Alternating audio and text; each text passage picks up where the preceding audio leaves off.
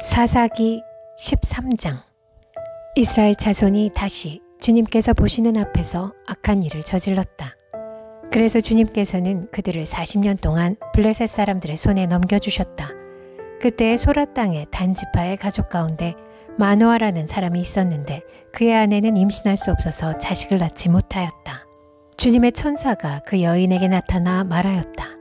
보아라, 내가 지금까지는 임신할 수 없어서 아이를 낳지 못하였으나 이제는 임신하여 아들을 낳게 될 것이다. 그러므로 이제부터 조심하여 포도주나 독한 술을 마시지 말아라. 부정한 것은 어떤 것도 먹어서는 안 된다.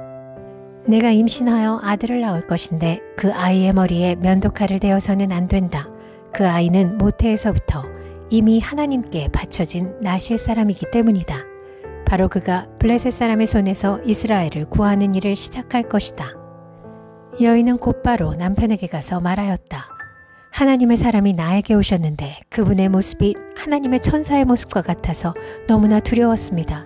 그래서 나는 그분이 어디서 오셨는지 감히 묻지도 못하였고 또 그분도 나에게 자기 이름을 일러주지 않았습니다. 그런데 그분이 내게 말하기를 내가 임신하여 아들을 낳을 것이니 이제부터 포도주와 독한 술을 마시지 말고 부정한 것은 어떤 것도 먹어서는 안 된다고 말했습니다. 그 아이는 모태에서부터 죽는 날까지 하나님께 바쳐진 나실 사람으로 살아야 하기 때문이라고 했습니다. 이 말을 듣고 마노아가 주님께 기도드렸다. 주님, 우리에게 보내셨던 하나님의 사람을 우리에게 다시 오게 하셔서 태어날 아이에게 어떻게 하여야 할지를 우리에게 가르치게 하여 주십시오. 주님께서 마노아의 기도를 들어주셔서 주님의 천사가 다시 여인에게 왔다. 그때 그 여인은 밭에 앉아 있었는데 남편 마노아는 아내와 함께 있지 않았다.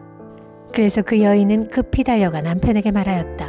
와보세요. 저번에 나에게 오셨던 그분이 지금 나타나셨어요. 마노아는 일어나 곧 아내를 따라가서 그 사람에게 이르렀다.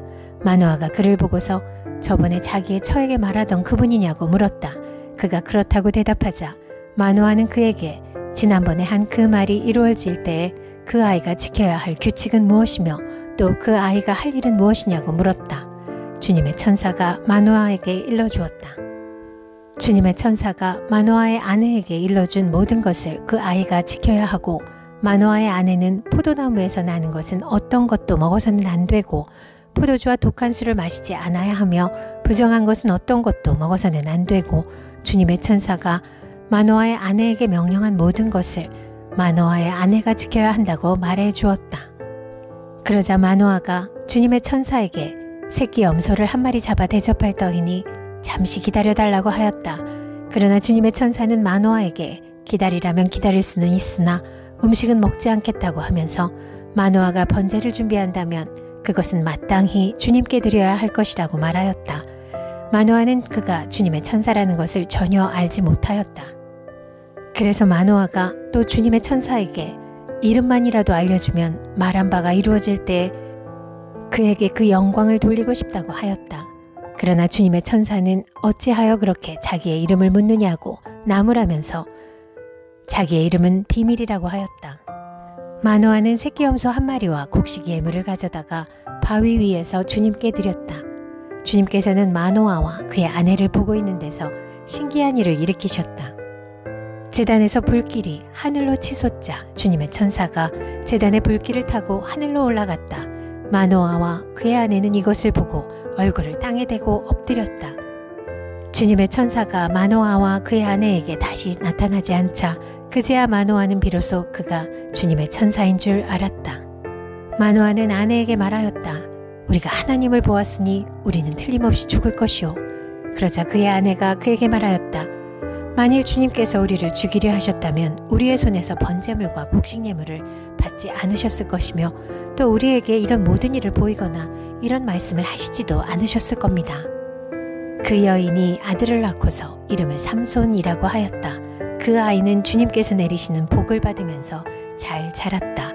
그가 소라와 에스다올 사이에 있는 마하네단에 있을 때에 주님의 영이 처음으로 그에게 내렸다. 사사기 14장. 삼손이 딥나로 내려갔다가 딥나에 있는 어떤 블레셋 처녀를 보았다. 그가 돌아와서 자기 부모에게 말하였다. 내가 딥나에 내려갔다가 블레셋 처녀를 하나 보았습니다. 장가 들고 싶습니다. 주선해 주십시오. 그러자 그의 아버지와 어머니가 그를 타일렀다. 내 친척이나 내 백성의 딸들 가운데는 여자가 없느냐? 왜 너는 할례도 받지 않는 블레셋 사람을 아내로 맞이하려고 하느냐? 그래도 삼손은 자기 아버지에게 말하였다. 꼭 그 여자를 색시로 데려와 주십시오. 그 여자는 첫눈에 내 맘에 쏙 들었습니다.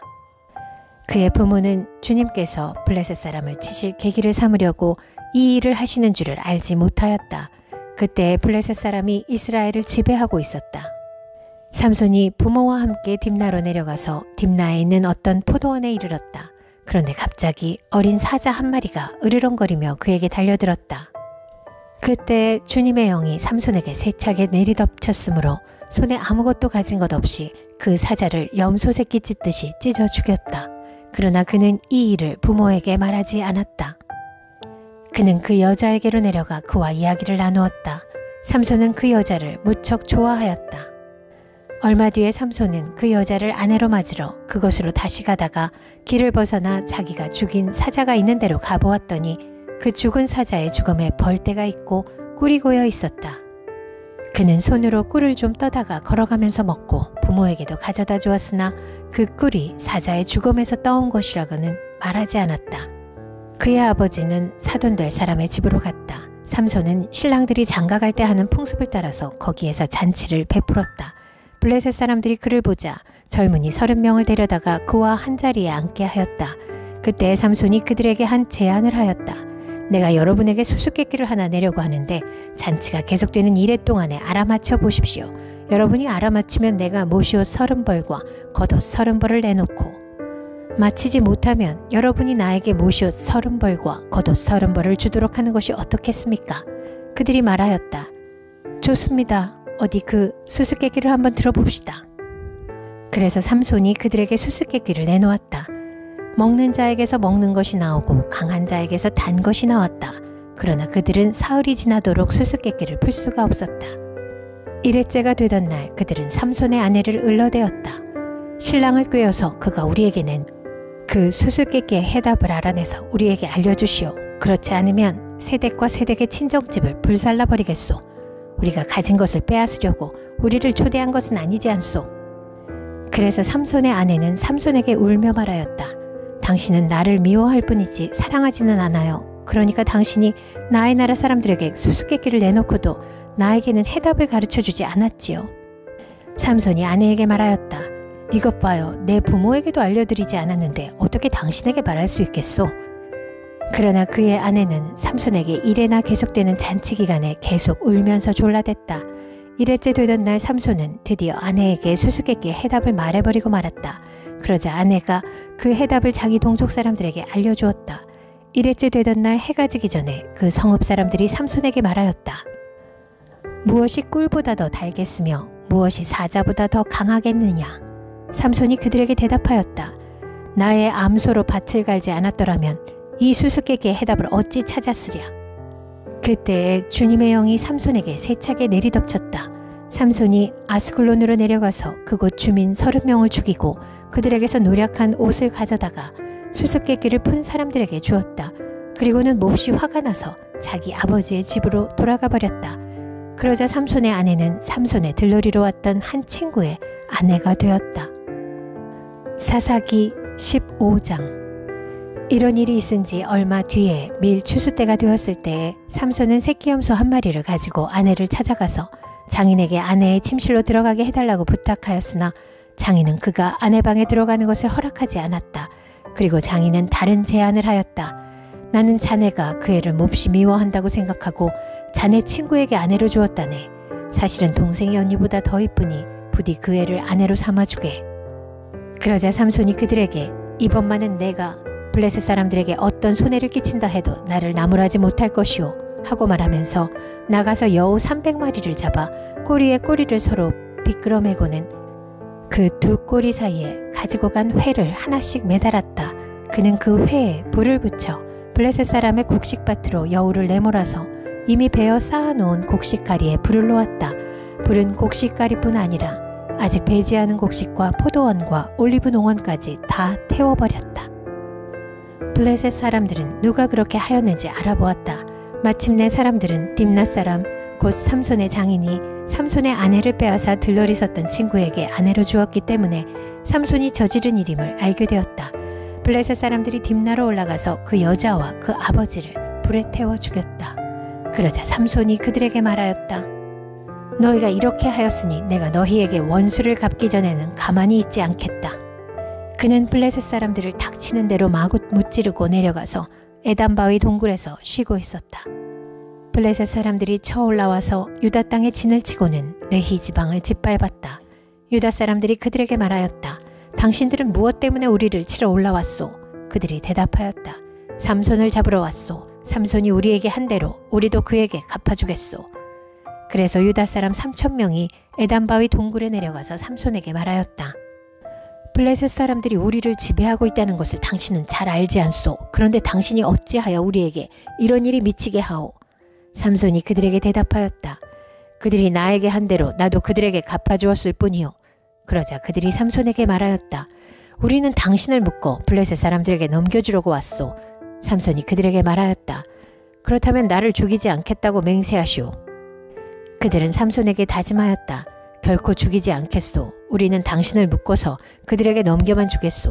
결코 우리가 당신을 죽이지는 않겠소. 그리고 그들은 새 밧줄 2개로 그를 묶어서 바위 동굴에서 데리고 나왔다. 삼손이 레히에 이르자 블레셋 사람들이 마주 나오며 그에게 소리를 질렀다.